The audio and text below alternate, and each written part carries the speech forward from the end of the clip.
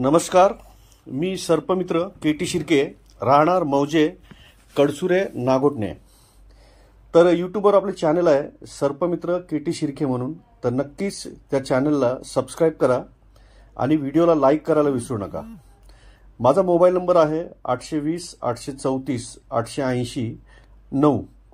वन्यजीवाला मारू नका आणि पर्यावरणाचे रक्षण करा आणि काही अडचण आली तर नक्की कॉल करा। तर आपण ही अजगर वाचवण्याची व्हिडिओ पाहतात ती आहे बुधवार दिनांक 10 जुलै 2024 ची। तर छत्रपतींच्या राजधानीतील म्हणजेच रायगड जिल्ह्यातील आणि रोहा तालुक्यातील वरवटणे गावची। आणि ह्याच वरवटणे गावातून आतापर्यंत आम्ही 5 अजगर, एक नाग, एक डुरक्या घोणस आणि 8 धामण साप पकडून आम्ही त्या जंगलात सोडले आहेत। तर इतके साप येण्याचे कारण काय, तर म्हणजे गावाची रचना, वरवटण्याची गावाची जी रचना आहे त्यामुळे इथे शक्यतो जास्त साप इथे आम्ही पकडलेले आहेत आणि पर्यावरणात सोडलेले आहेत। कारण गावाच्या पूर्वेला आंबा नदी आहे आणि पश्चिमेला डोंगर वस्ती म्हणजे डोंगर रांग आहेत आणि मधोमध हे गाव वसलेलं आहे आणि त्यांची शेती सुद्धा मधल्या भागात आहे। त्यामुळे काय होतं, आंबा नदीला दरवर्षी पूर आला की ह्या पुरातून अनेक सरपटणारे जीव वाहून येतात आणि नदीच्या बाजूला असलेल्या शेतामध्ये किंवा दलदलीमध्ये आसरा घेतात। तर असाच हा अजगर गेल्या 6 महिन्यापासून वरवटणे येथील आई चौंडेश्वरीच्या देवळाजवळील असलेल्या तळ्यात होता। याआधी सुद्धा आमचे मित्र काशीनाथ दाभाडे तसेच किशोरबाई म्हात्रे आणि या गावचे विद्यमान सरपंच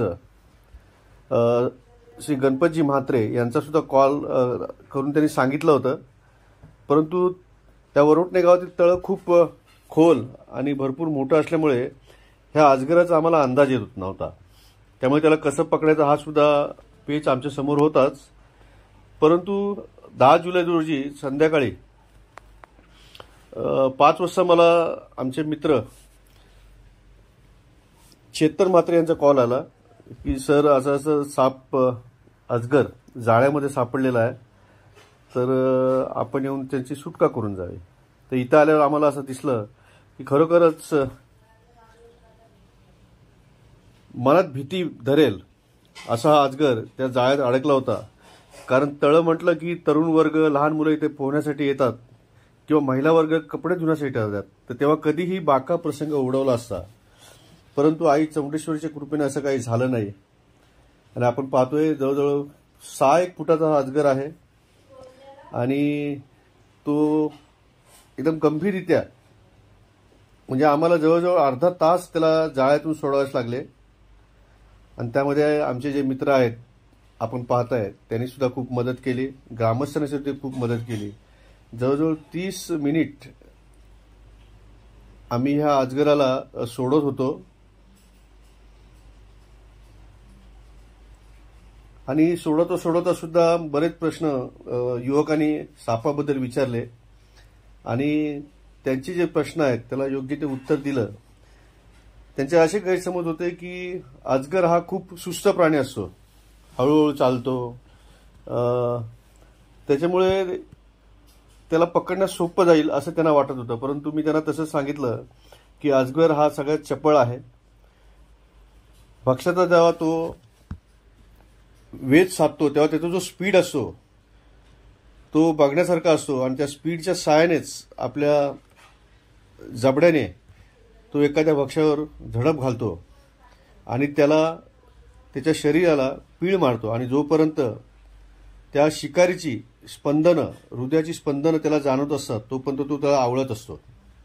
आणि जेव्हा त्या शिकारीची स्पंदनं थांबतात तेव्हा तो डोक्याच्या बाजूने गिळण्यास प्रारंभ करतो आणि मग एखादं भक्ष्य मोठं सापडलं किंवा त्याने जे गिळलं की ते त्याला पचवायला कमीत कमी 1 महिना तरी लागतो आणि त्यामुळे तो एका निवांत जागी सुस्त पडलेला असतो आणि त्यामुळे तो आपल्याला सुस्त वाटतो। तर असं काही नाही आहे, अजगर सुद्धा खूप चपळ असतो आणि झडप घालण्याचा स्पीड बघितलात तर आपण नक्कीच अचंबित व्हाल।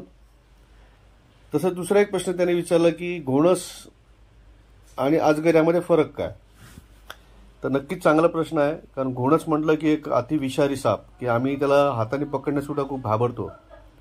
असा घोणस सापाचं जे डोकं असतं ते तिरपं असतं, त्रिकोणा टाईप असतं आणि ह्याचा आकार थोडा पुढची बाजू थोडी पसरट असते.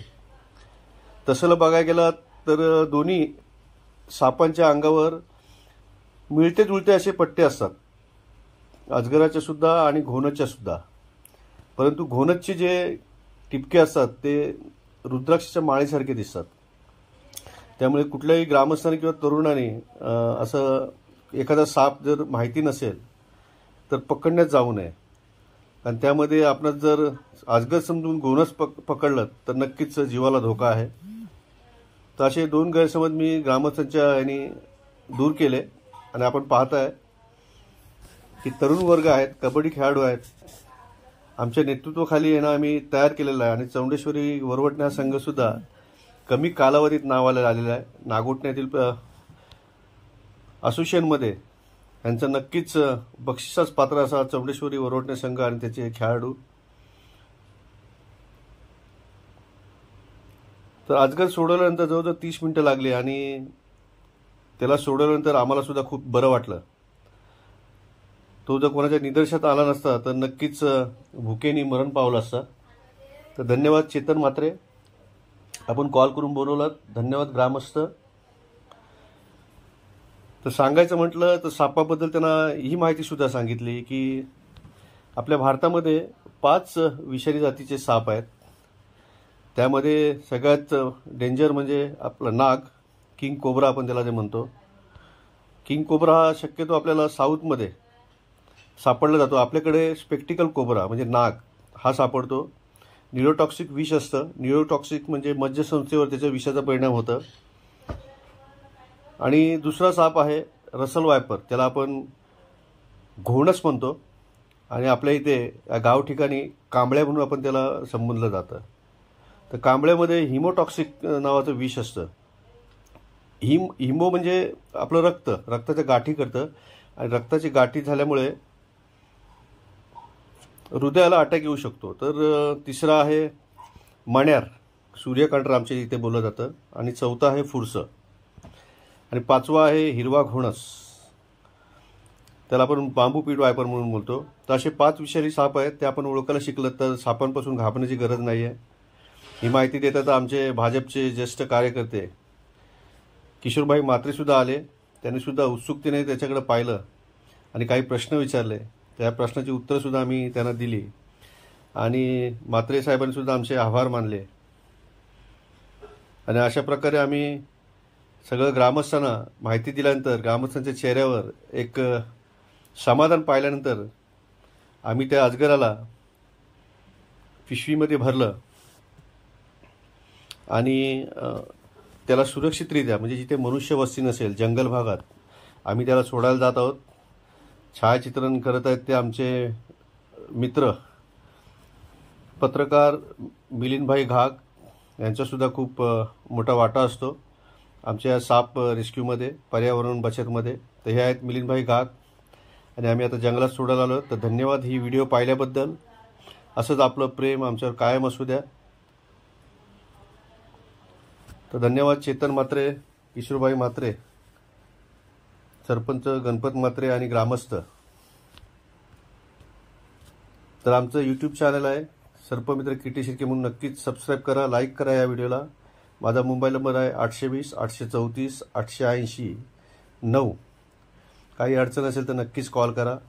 आणि ही व्हिडिओ पाहिल्याबद्दल धन्यवाद.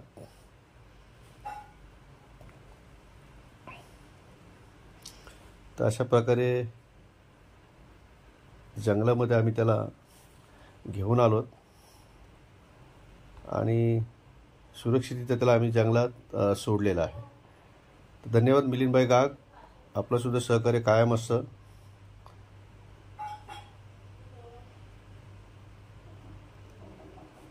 तर नक्कीच आमच्या व्हिडिओला लाईक करा.